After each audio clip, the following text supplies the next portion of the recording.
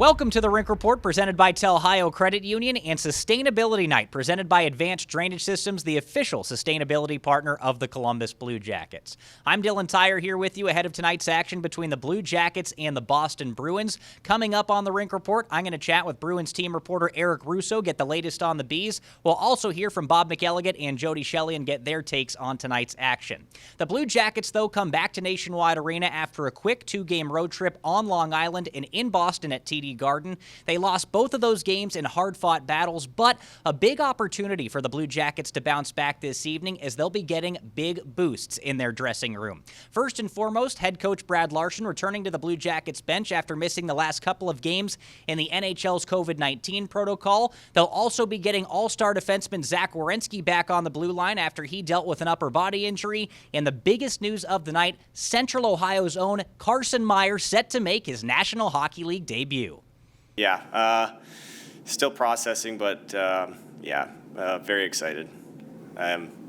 Obviously I've dreamt of this my entire life, and now not only the opportunity to play in the NHL, but also for my hometown team that I grew up watching. Joined right now by Boston Bruins team reporter Eric Russo. And Eric, as this Bruins team continues their push towards the playoffs, tell me about Jake Debrusk. Red hot right now, goals in 4 consecutive games.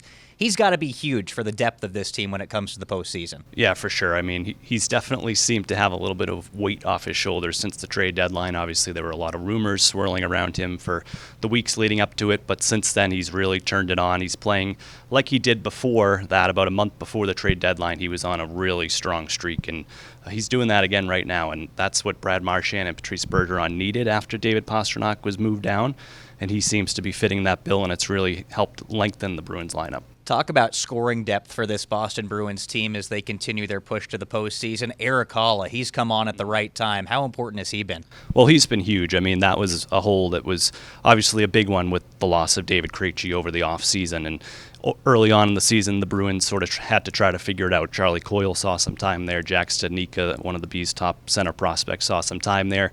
Nothing really seemed to quite fit, but once January 1st came, Bruce Cassidy moved David Pastrnak down with Taylor Hall, and Eric Haula slid into that role, and it's really been seamless. They have some amazing chemistry that's really taken hold here over the last couple of weeks, especially. Hall has been scoring some goals. He's been getting some assists with Hall and Pastrnak putting the puck in the net as well, and it's really been a nice fit, and it's helped really, like I said, lengthen the Bruins lineup. That's something that over the last couple of years in the playoffs especially has been a little bit of trouble is that depth scoring. So, moving forward into the playoffs, that could be a huge plus for this team. Talked about a couple of forwards there. Let's talk about one player on defense. The Bruins made one of the biggest splashes at the NHL trade deadline a couple of weeks ago, acquiring defenseman Hampus Linholm from the Anaheim Ducks. How is he slotted in on that top pair alongside Charlie McAvoy? Really well. I think the first game, especially against Tampa Bay, was really an eye-opener for a lot of Bruins fans who maybe didn't know much about him, having played in Anaheim for so many years. They liked what they saw. He's a big body. He can move the puck, and that's something that Charlie McAvoy has sort of been missing over the years, especially, again, in the playoffs where things maybe have fallen short. That was one of those spots, and Hampus has come in and really fit in seamlessly. He might see some time with Brandon Carlo as well. Bruce Cassidy wants to keep his options open, and when it comes to that top four, especially when it gets to the playoffs, depending on matchups, he may flip-flop Hampus with Carlo and McAvoy, but they've really seemed to gel well as well in the short time he's been here, and he seems to be fitting into the group really well too. He's got a good personality that fits in the locker room, which has really, again, taken hold over the last few weeks once the new faces have come in. That's what's new with the Boston Bruins, Eric. We appreciate the time. Yeah, no problem. Thank you. All right, Bruins team reporter Eric Russo. Right now, we'll send it over for more on tonight's game between the Blue Jackets and the Bees. It's Bob McElligott and Jody Shelley. Well, Jody, first thing tonight, a big plus for the Blue Jackets. Zach Werenski gets back into the lineup. You're always a better team with Zach back in the lineup. Number one defenseman, eats up all the minutes, and the important thing for Zach is he's a threat on that back end. Let's see if he loosens up some of the forwards.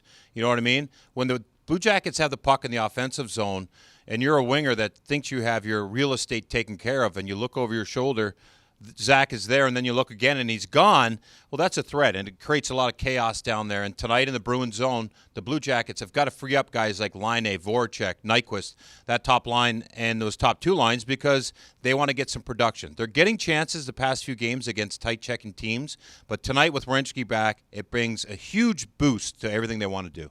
2 call-ups from Cleveland. One of those is Jake Christensen. He's going to play on the blue line tonight. Now, we've seen him a couple of times this year.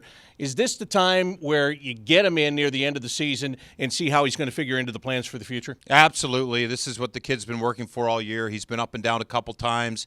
He's a guy that's got some good calmness with the puck. He's got some poise. He's always got a smile on his face. That's always a perk, too. But, he's a guy that now, is he a part of the future? Which he will be, but how far along is he? I think these are important minutes for him tonight. See who he plays with, where he fits in, what kind of situations he might get exposed to. Great against the Boston Bruins at home. Carson Meyer called up from the Cleveland Monsters as well. Another local guy here, grows up playing with the AAA Blue Jackets. He's going to make his NHL debut tonight. He's got to be pumped.